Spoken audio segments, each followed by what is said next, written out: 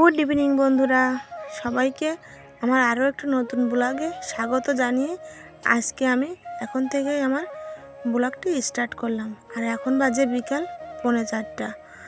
আর সারা দিন আমি আজকে শুয়েই কাটিয়েছি, কারণ শরীরটা বেশ খারাপ ছিল।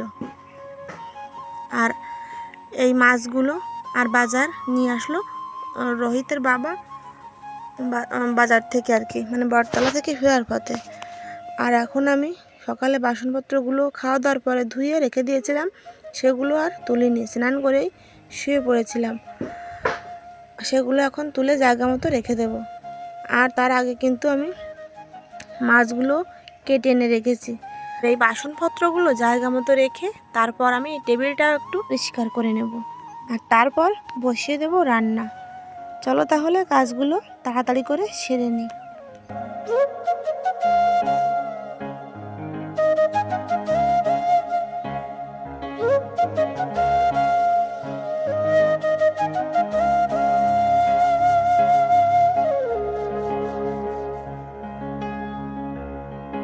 আর বন্ধুরা, তোমরা যারা আমার ভিডিও দেখো কিন্তু কমেন্ট করো না, প্লিজ কমেন্ট করে জানিও ভিডিওটা কেমন লাগলো। একটা দিদিভাই আমাকে কমেন্ট করেছে ভারতে কোন জায়গায় আমি ঠিক জানি না। আমার কিন্তু কমেন্ট করতে ভীষণ ভালো লাগে। দিদিভাইকেই বলছি, দিদিভাই তুমি যে আমার ভিডিওটা দেখেছো আর আমাকে কমেন্ট করেছো, আমি কিন্তু ভীষণ খুশি হয়েছি। থ্যাংক ইউ সো মাচ দিদিভাই, এভাবেই আমার পাশে থেকো। এই যে রান্নাটাও এখন বসিয়ে দেবো, তার জোগাড় যন্ত্রও কিন্তু করে ফেলেছি। এই যে মাছগুলো দেখতে পাচ্ছ, এই মাছগুলো দিয়ে করব বিচি কলা দিয়ে তরকারি, আর করব আমড়া দিয়ে, এই যে চিংড়ি মাছের ঠ্যাংগুলো দেখতে পাচ্ছ, এই ঠ্যাংগুলো দিয়ে করব টক। আর দুধ তো আছেই। চলো তার আগে এই যে আমার একটা ননদ বাড়ির পাশের এই যে ডাটাগুলো মানে ডাটা শাকগুলো দিয়ে গেল। চলো এগুলো তো এখন আর রান্না করব না, তাই গুছিয়ে রেখে দিই। সকালবেলা এগুলো চিংড়ি মাছ দিয়েই রান্না করব। আর তারপর দেখো এই যে তরকারি পাতিগুলো আমি এখন গুছিয়ে এই জায়গা মতো রেখে দেব। কিন্তু রাত্রে কিন্তু আমি এই জায়গায় রাখি না, আপাতত এখন এই আলুগুলোই জায়গায় রাখি। কিন্তু আর যে সবজিগুলো সেগুলো আমি ফ্রিজেই রাখি, নয়তো তেলাপোকায় খুবই অত্যাচার করে আর নষ্ট করে দেয়।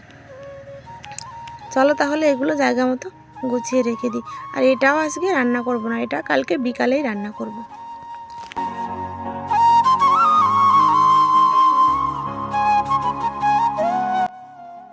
সব কিছু গুছিয়ে রেখে তারপর আমি চলে আসলাম বিছানাটাও একটু গুছিয়ে নিতে, কারণ সারা দিন এই বিছানায় শুয়েই কিন্তু গড়াগড়ি করেছি।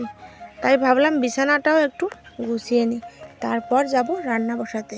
আর রান্না তো গ্যাসেই করব, রাইস কুকারে ভাত দিলে তাড়াতাড়ি কিন্তু রান্নাটা আমার হয়ে যাবে। চলো তাহলে বিছানাটা গুছিয়ে নিই।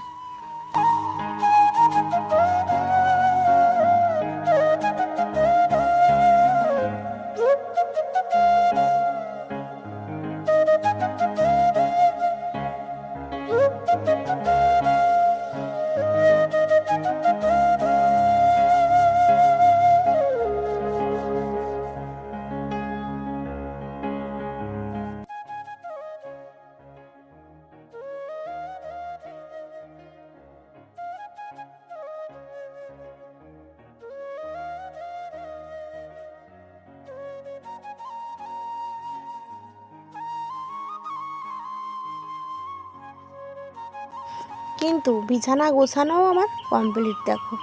আর এই দেখো নষ্ট করার জন্য কিন্তু চলে এসেছে।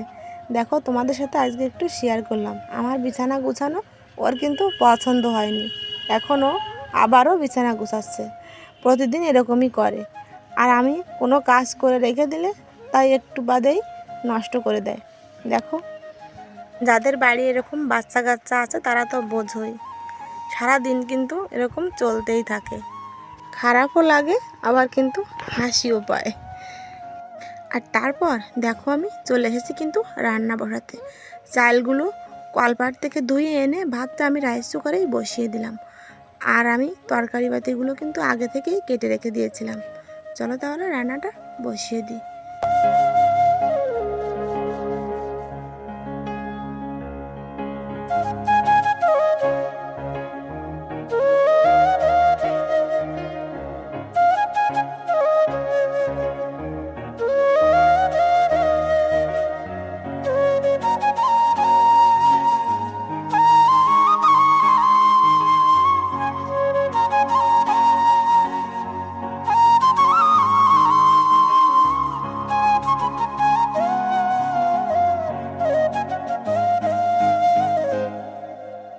আর দেখো দুই সাইডে কিন্তু দুটো রান্নাই আমি বসিয়ে দিয়েছি।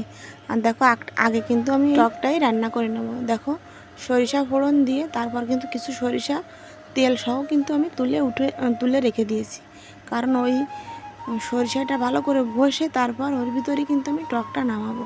এইভাবে টক রান্না করলে কিন্তু খেতে ভীষণই ভালো লাগে। আর তারপর দেখো টকটা আমি কিন্তু এই যে আমড়াগুলো এবার দিয়ে তারপর একটু নাড়াচাড়া করে ঝোল দিয়ে দেব। আর এই ঝোল ঝোল টকটা আমরা কিন্তু সবাই খেতে খুবই পছন্দ করি, শুধু রোহিত বাদে, কারণ আমার বড় ছেলে এই টকটা একদমই খেতে চায় না।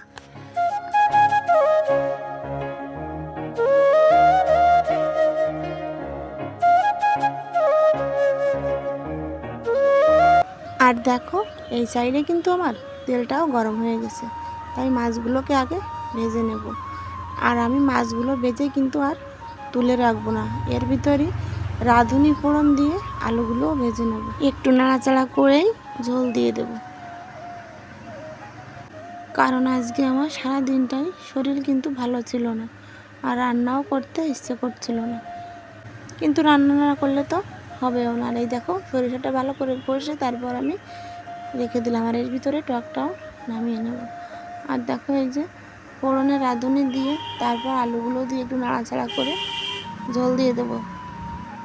আর তোমাদের আমি আগেও বলেছি, আবারও বলছি, আমার এই ভয়েস দেওয়ার সময় কিন্তু অনেক গাড়ির শব্দ তোমরা পাবে, প্লিজ একটু মানিয়ে নিও, কারণ আমার রাস্তার সাইডেই বাড়ি, নইলে আমার রাত 12টা পর্যন্ত অপেক্ষা করতে হবে ভয়েস ওভার দেওয়ার জন্য।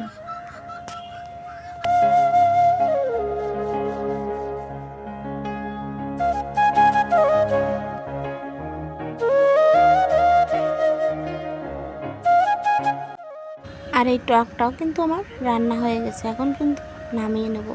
আর এই যে গলদা চিংড়ির যে ঠ্যাংগুলো তোমরা দেখতে পেলে, এত ছোট ঠ্যাং কিন্তু আমরা কখনো খাইনি, এগুলো আমরা ফেলেই দিই।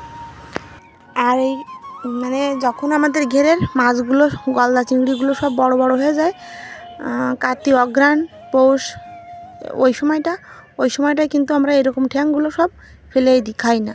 আর এখন ফেলে দেওয়া জিনিসগুলো আমাদের কিনে খেতে হচ্ছে, কারণ এখনও ঘেরে মাছ সবই ছোট ছোট, এখনও কোনো মাছই বড় হয়নি।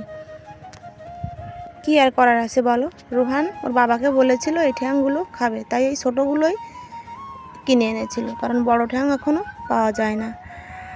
কি আর করার আছে বলো, সবার তো সবসময় একরকম যায় না, তাই না? তারপর দেখো তোমাদের সাথে কথা বলতে বলতে রান্নাটাও কিন্তু আমি করে নিয়েছি। আর এখন দুধটাও আর একটু গরম করে নেওয়ার জন্য বসিয়ে দিলাম। আর আজকের ভিডিওটা এখানেই শেষ করব, দেখা হবে নতুন একটা ভিডিওর সাথে। ততক্ষণে তোমরা সুস্থ থেকো, ভালো থেকো। আর ভিডিওটা কেমন লাগলো প্লিজ কিন্তু কমেন্ট করে জানাতে ভুলবে না। টাটা।